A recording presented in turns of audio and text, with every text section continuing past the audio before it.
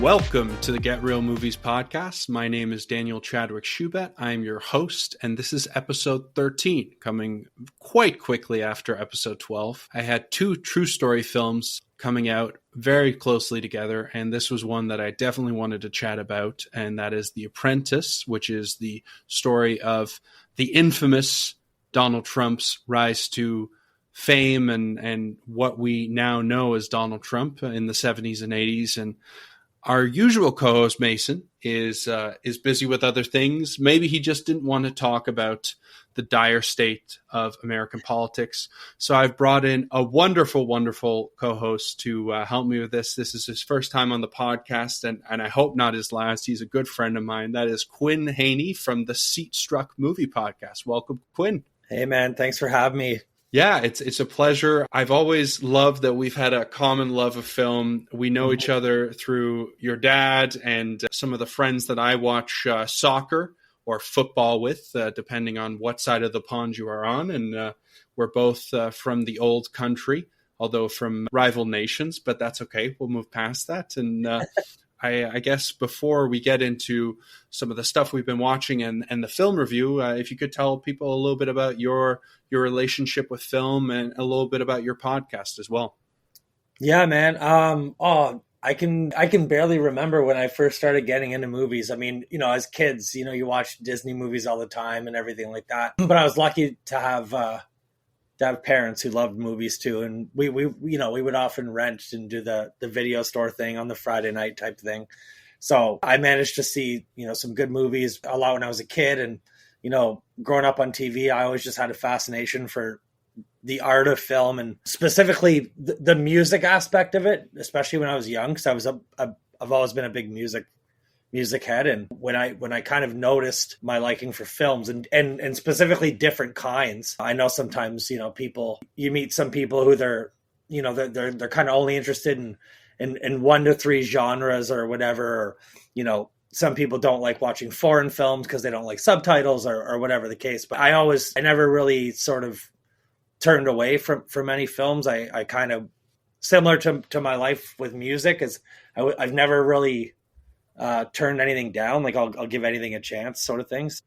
Yeah, I don't know. I think during high school is where I sort of really picked up watching some of the bigger movies, I guess, of all time. So I probably became, like, I guess you'd say, I don't know, a cinephile, whatever you want to call it, like probably back in high school, late high school. But yeah. And then fast forward to kind of recently, me and 2 friends that I grew up with, we decided to start our podcast, the Seat Struck Movie Podcast that Danny mentioned. Yeah, we started during the pandemic, and now we had just recorded our 141st episode. Yeah, we've managed to reach countries all over the world, Japan, like some countries I'm shocked. But yeah, man, that's pretty much about me. Yeah. Appreciate you having me on. Yeah, and something you mentioned about foreign films, one of my favorite quotes from recent years from film directors was from, I think his name is Bong Joon-ho, who was the director of Parasite. And he said that once you overcome that 1-inch tall barrier of subtitles, you'll be introduced to so many more amazing films. And I think that's so true. And as someone who... I was born in the UK, but I grew up in Belgium, and Belgium, I think, produced some really great films as well. We have some wonderful artists. Matthias Schoenaerts comes to mind. And I think that you definitely get your eyes open to not only different films, but different cultures as well. And it makes you much more open to new experience and meeting new people when you kind of get a sense of their culture. And I think that's really portrayed beautifully through film. But I'm really glad we can chat today. Before we get into our review, Mason and I, and any co-host and I that chat, we like to talk a little bit about some of the movies we've been watching. So just to kind of give our audience some things that might not have been on their radar, but might be after this podcast. Do you have 1 or 2 movies that you've watched that you would highly recommend or would recommend for the audience to watch? Yeah, for sure. Well, one particular film, I actually posted it on my Facebook. So a friend of mine, he did this, you know how they do those kind of silly Facebook challenges. A friend of mine challenged me to pick 30 films that kind of inspired me to be a film fan. So I've, you know, over the last 20 some days, I've picked a movie that just comes into my head, you know, sort of as the day goes or whatever. But the one that I chose this week was David Lynch's Eraserhead, which is, in my opinion, a masterpiece. It's like a total, like, to say it's a mind screw is like an understatement. It's like a bad dream that doesn't make sense. But the reason why it's so important to me is that it like made me realize that films don't have to be. It was like one of the first movies that I seen that I realized that you know, like, there is no ceiling. Like, you can like, as Kubrick once said, if you can dream it, you can film it. So it's like, it's true. Like, it's like a bad dream, which is why I love it so much. And it's so David Lynch. So if you're a David Lynch fan, check out Eraserhead. I threw it on the other night, and it still blows my mind every time I see it. I did recently see the new Beetlejuice. Beetlejuice. Very nice. Beetlejuice. Yeah. And you know what? I actually loved it. I loved it. I know it's getting mixed reviews and everything. If you're a fan of the first one, if you're a Tim Burton fan, I think it's like Tim Burton's best effort since like Sweeney Todd. Like, I think like acting was good. It was funny. Practical effects, not that much CGI. And if it was CGI, it made it look like stop motion. Go see Beetlejuice. It's awesome. If you like the first one. And even if you haven't seen the first one, doesn't really ruin the first one if you see the second one first. So you're fine. It's interesting you say that, because I saw it and I hadn't seen the first one. It's now high up on my list because I was never really a Tim Burton fan growing up. It just never really spoke to me at all. But I went and watched this with my girlfriend because she loves Tim Burton. And now I will say that I'm quite the fan. I laughed quite a bit. It was such a quirky, funny, silly movie. Like you said, not too much CGI, and sort of refreshing in this world where I'm definitely starting to feel that sort of Marvel and just CGI fatigue in general, where it's really hard to find good CGI nowadays. I'm in the process of rewatching a lot of old movie series. Harry Potter was first, Lord of the Rings is next, and I remember how wonderfully they aged with their CGI. And I think some of the CGI in those films is better than CGI today, which makes no sense. Yep. Look at Titanic. Titanic's a great example of that too. Watch Titanic. There's a couple of things, if you really look, that you're like, that looks like shit. But Titanic is flawless. And that's 97. I think it came out in 1997. So it's like, there's no excuse, especially the money that's being thrown. And this is what I'm hearing about the new Joker, which I'm devastated, by the way, about that, because I really like Joker. You know what? I'll call it Joker 1. Joker 1, Joaquin Phoenix, I loved. But apparently this new Joker is like awful. Like, it's like unwatchable.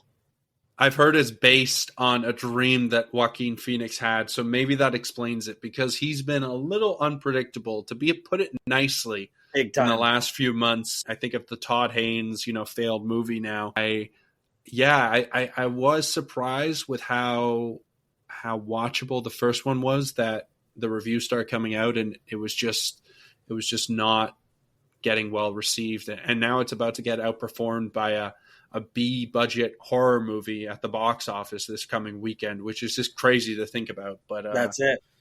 Yeah, those are two great recommendations. I have not seen Eraserhead yet, so that should jump higher up on my list. And in terms of movie recommendations from myself, I have been going through a little bit of a Christopher Nolan binge as of late. I saw the wonderful news that Interstellar is coming back in theaters in December, so I've kept that one for then, because I will definitely. Okay, so you haven't seen Interstellar? Oh, I have. Okay, the rewatch will be happening in December on the biggest screen possible.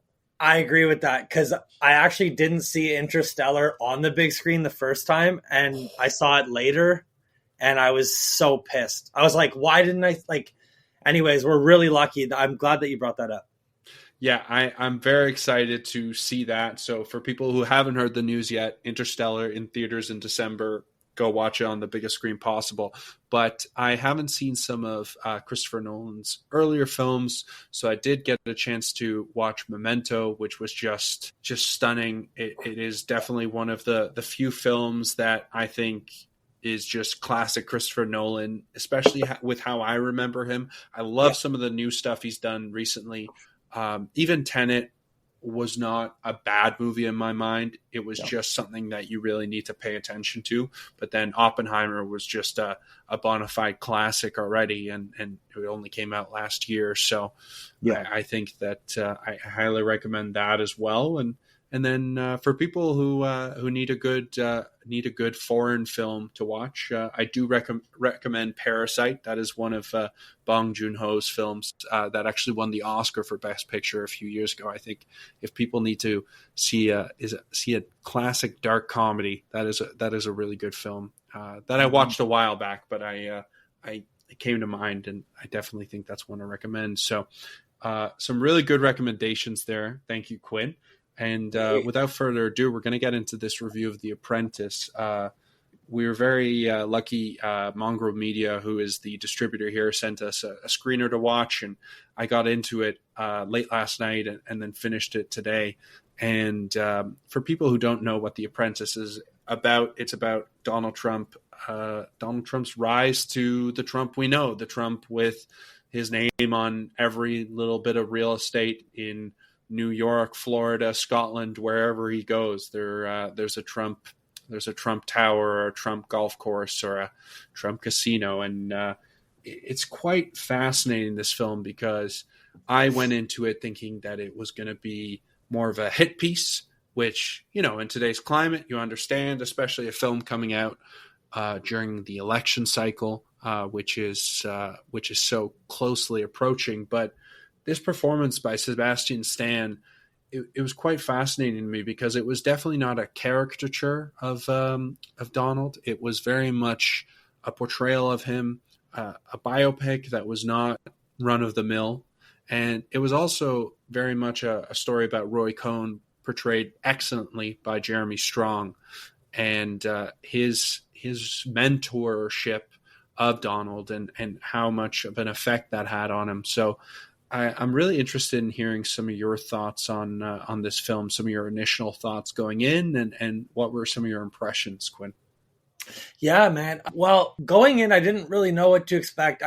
Some movies I go in blind. I decided to watch the trailer for this one. When Danny reached out to me and asked me to do the episode, I jumped at the opportunity. But I was so excited because I heard about this movie through the grapevine, just on Letterboxd and stuff like that. But I don't know. Going into it, I didn't really know what to expect. Like, to be honest, biopics can go kind of one of two ways for me. Like you watch a biopic like Ray with Jamie Foxx and it blows your mind, or like Bohemian Rhapsody with Rami Malek, which I thought was phenomenal.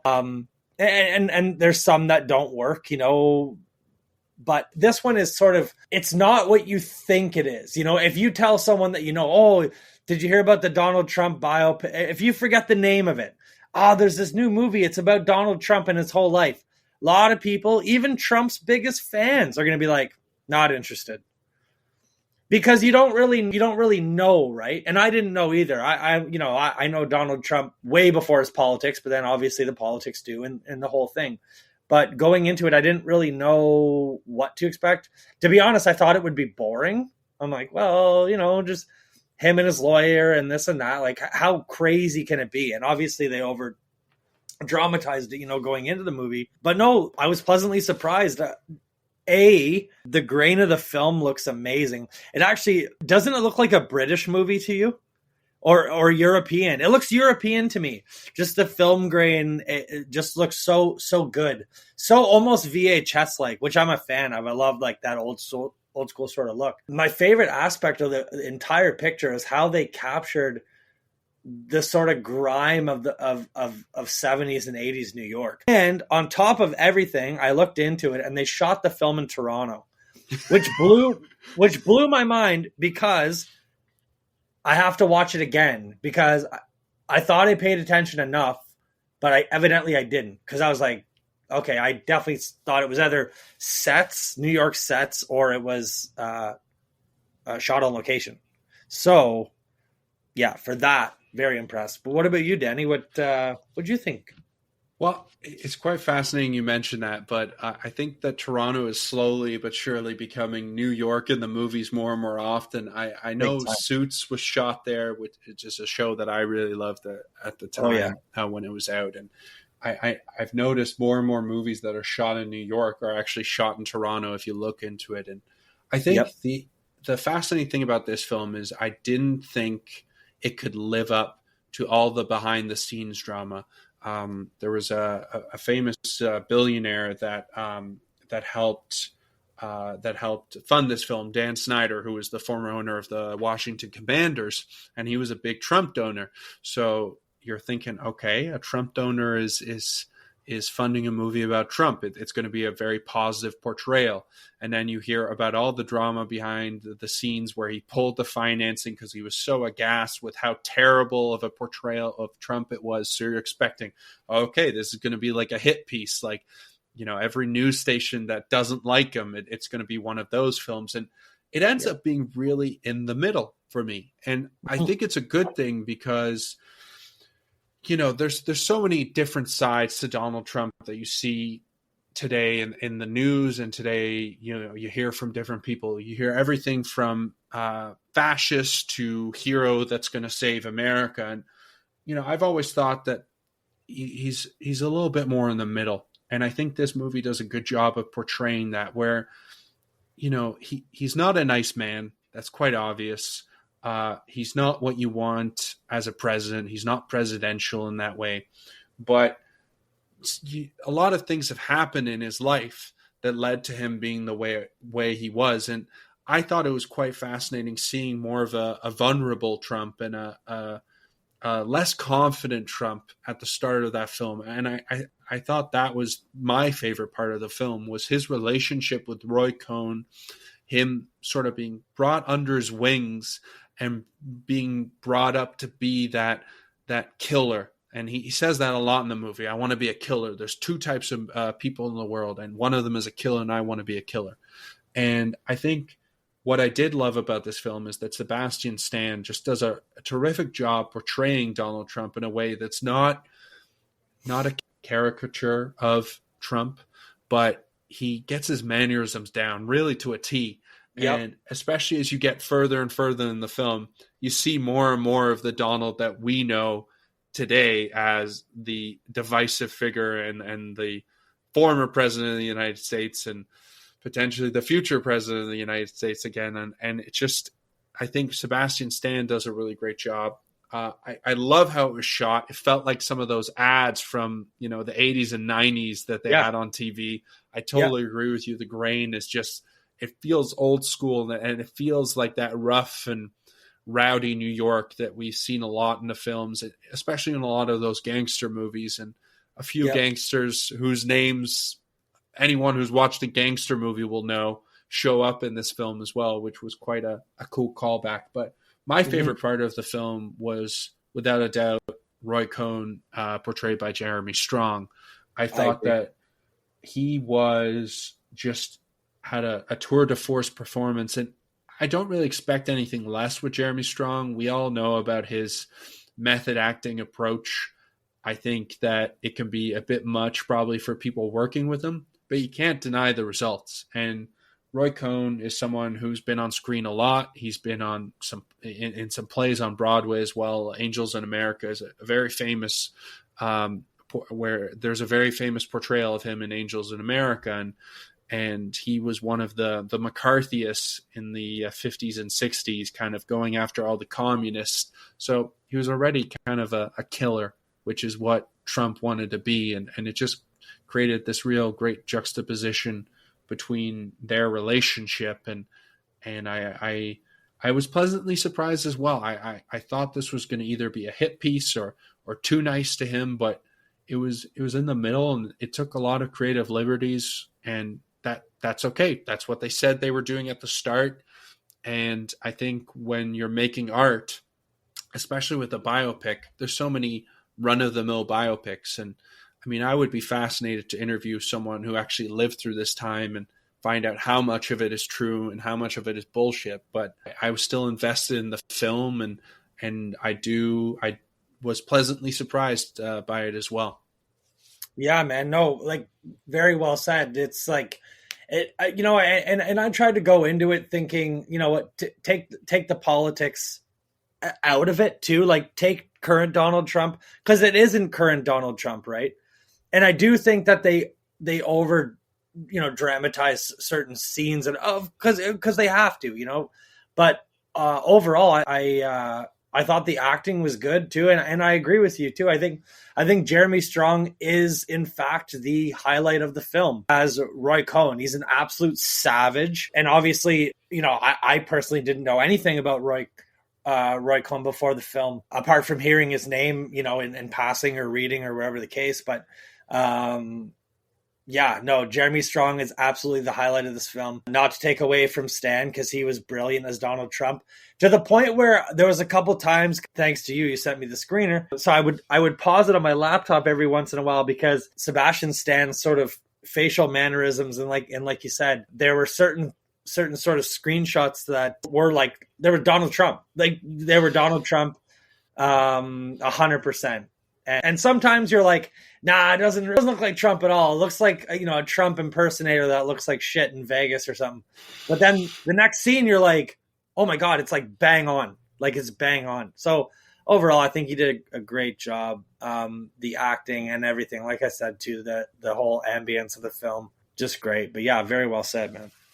Well, and I think some of my favorite moments is whenever Stan and Trump would see, a taxi or anywhere you could check out your reflection, him fixing the hair. It's very much what I think of when I think of Donald Trump. And what you said, taking the politics out of that, I know it's very hard for a lot of people, but it's something that I tried to do in the movie as well, because this is something that was set back in the 70s and 80s. We see it open up with Nixon and his impeachment, and then we see it kind of progress into the Reagan years, but there's still little callbacks. There's little nuggets spread out throughout the movie, like the interview where Trump said, "Oh, I'd be a wonderful politician if I did it." And you just like, I know that interview. They showed that so many times as he was running for president. Yeah. So it's always in the back of your mind a little bit. But I think the film did a really good job of kind of giving people space from that. And if you are either a Trump supporter or you're not, you're a Trump hater or whatever you are, you can kind of put that to a side and watch the film and not be feeling one way or the other. And it's weird because, like I mentioned, they really give him a humanity in the first part of the film, where his relationship with his brother, his father, never really thinking anything is good enough. And then a little bit his relationship with his first wife, Ivana. And then as we get into the film, he becomes more of the cocksure Trump that we got to know as a TV personality and as a famous person. And that's when you start to see some of the cracks in the marble, they would say. And I found it quite interesting how, I guess, the screenwriter Gabriel Sherman approached that, but then also Ali Abbasi, who is the Iranian dish director, who brought definitely a fresher perspective than maybe an American might, because I feel as though an American, you're either going to get a negative lens or a positive lens. There's no real in between. And so having a foreign director probably was quite essential in the making of this film. For sure. No doubt. I think it'll reach a lot more audiences too, obviously with word of mouth. And once people realize that it isn't, one side and this and that, then I think more people will be reluctant to see it. Like you said, haters or lovers of Trump. 100%. One thing I was going to talk about that we haven't really mentioned was Maria Bakalova, who played Ivana. She I thought did a really great job as well. She is of Borat 2 fame. Borat's subsequent movie film. That's right. And I thought she did a really good job portraying Ivana, someone who I don't know a lot about. I know there's some controversy in the movie about a certain scene, and I won't spoil that for people. And there's there's lots of different things coming out about that. And but I think that she really kind of brought a humanity to Trump's character as well that we wouldn't have seen otherwise. But then as their relationship deteriorates before our eyes, she does a really good job of showing that she's not a woman to be walked over either. And you could see she was quite a strong character and a good kind of, I guess you could say, friction to Stan's Donald Trump. I quite enjoyed her performance as well. Absolutely, man. And you know what? And I'm glad that you brought up Borat too as well, because it's kind of it's an odd start, right? It's an odd sort of career start, if you will. But like, I don't know if you ever seen it, but she was also in a movie called Bodies, Bodies, Bodies. No, I have not seen that film. Yeah, it's like a horror comedy. Pete Davidson, a bunch of them are in it, but it's actually a great movie. It's made by A24. So all the listeners of the Get Real Movies podcast, check out Bodies, Bodies, Bodies, especially this time of year. Yes, we're getting close to Halloween. It's kind of like a Halloween spooky kind of movie. I think you guys will like it. Yes. Okay. Well, that's good. I see. This is why we bring Quinn on. He can tell you about movies that I can't tell you on. So what would you rank this movie, and what's the reasoning behind your ranking, I guess? You know what? I would go on this one. Go with the video on demand. I wouldn't say you need to go to the theater to see it. And I would not say they need to start the car. I think that if you watch this movie at home, even on your shittiest TV, find the TV that you don't watch anymore, that's collecting dust in that closet under the staircase, and grab it and watch it. Because the grain of the film is so good. It captures a 70s sort of street movie. Like, I'm thinking Mean Streets-esque kind of. Yeah, Mean Street, Scorsese, or like there's another great New York film which I love called Across 110th Street. That's another good film.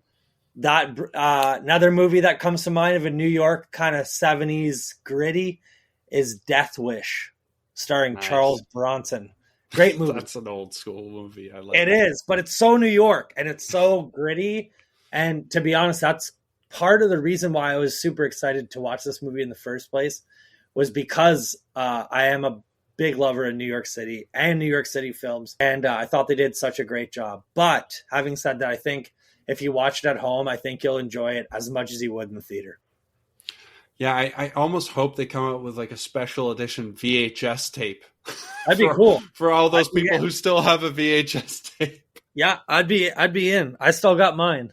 I feel like we're the last generation of movie watchers that will have VHS tapes. I feel like I'm pushing the boundary. A lot of 26-year-olds that I know do not know VHS tapes very well. So maybe I'm just lucky.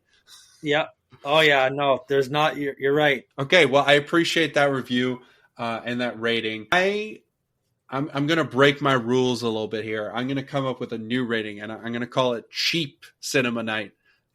Out here in Canada, we have Tuesday night at the movies where the tickets are like $1 or $2 cheaper. And I do think this film probably won't come out on VOD for a couple more months. And especially now at a time where it's kind of, I don't know, timely to watch a film like this with the election coming up. And even though you want to take politics out of it and kind of forget about that while you're watching the film, I still think it's the right time to watch the film. So I would say I would go on a cheap Tuesday night. I'd probably go with either me, myself, and I, or some of my buddies that I like discussing history or politics with, because I'm not sure this is a great date night movie, but it is a fascinating film. I did love the way it was shot as well. I thought Jeremy Strong was magnificent. I hope he gets some of the award buzz that he deserves. And that's my rating. I'm sorry to change the rules there last minute, but that's okay. Quinn, I always let my co-host sign off the episode. I do want to thank you for filling in. It was really great. I know we've wanted to chat about a film for a long time, and once I saw this film and And I was like, okay, I think maybe now's the time to get him on. So I'm really glad we did this, and maybe a few more times once we're on our way to 140 episodes as well.